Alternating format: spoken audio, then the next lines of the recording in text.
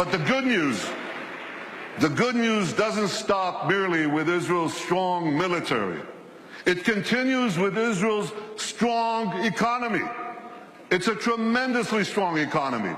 And I'll tell you, we made it stronger by moving Israel to free market principles, which unleashed the spark of genius embedded in our people into innovation, entrepreneurship.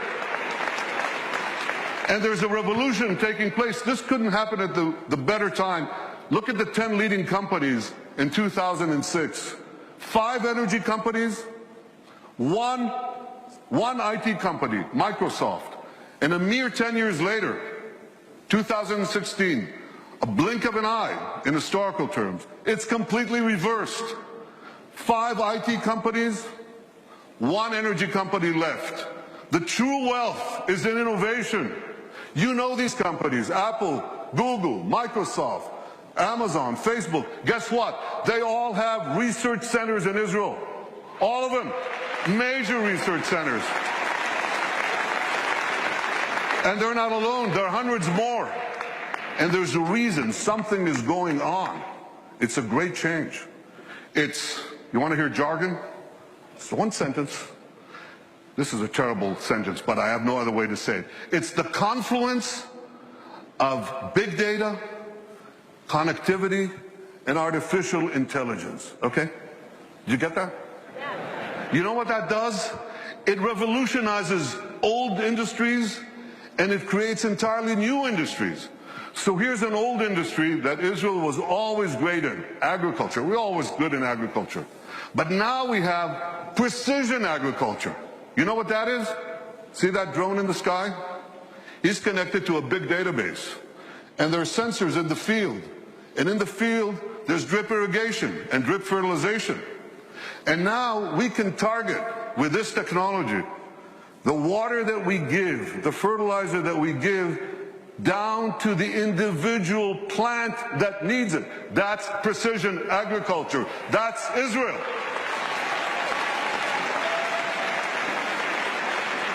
Unbelievable. You know, we were always good in water. I want you to see how good we are. So we recycle almost 90% of our wastewater. The next country with less than 20% is Spain. You can see how Israel, what it does for water, what it does for the environment.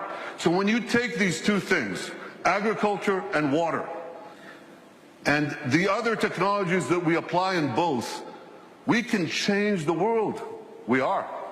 We are. I just heard about an African woman in Africa has to walk 8 hours a day to give water to her children. 4 hours one way to a well, 4 hours back. And a young Israeli company brought in this technology that improves on Moses. Remember Moses? He brought water from a rock.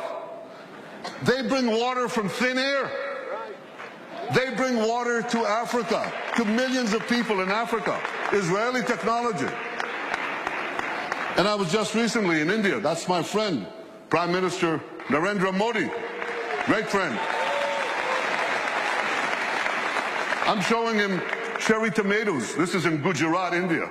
This is Israeli technology. And what I heard there was fantastic. Farmers came from the region.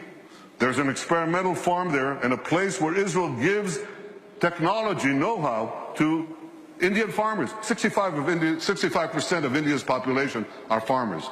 And one farmer after the other gets up and says, because of Israeli technology, I've increased my crop yields and my income 3 times, 4 times, 5 times. Israel is changing the world in India, in Asia, in Africa, in Latin America, everywhere.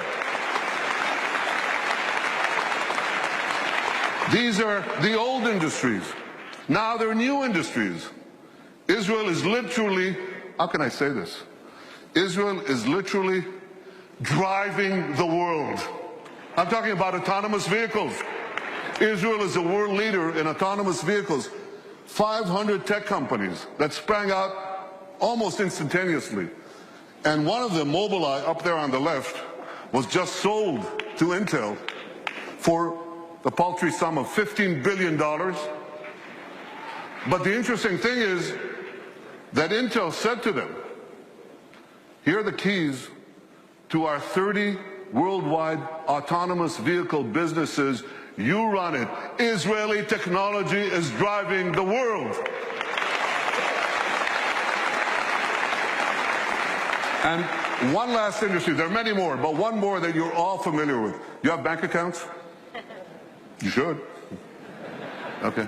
Well, you don't want anyone hacking into them, right?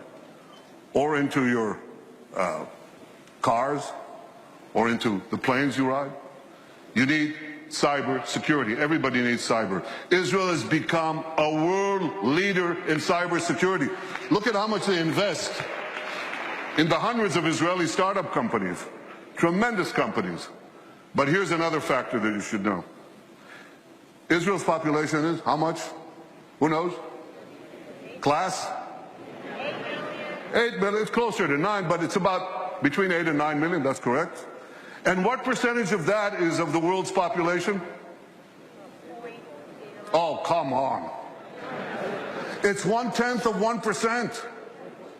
So what percentage do we get of the world global investment in cybersecurity, in private investment in cybersecurity? We're 1/10 of 1% of the world's population, and we get a whopping 20% of global private investment in cyber. We're punching 200 times above our weight. Not 2 times, not 10 times, not 100 times, 200 times above our weight. That's one heck of a punch. Very strong.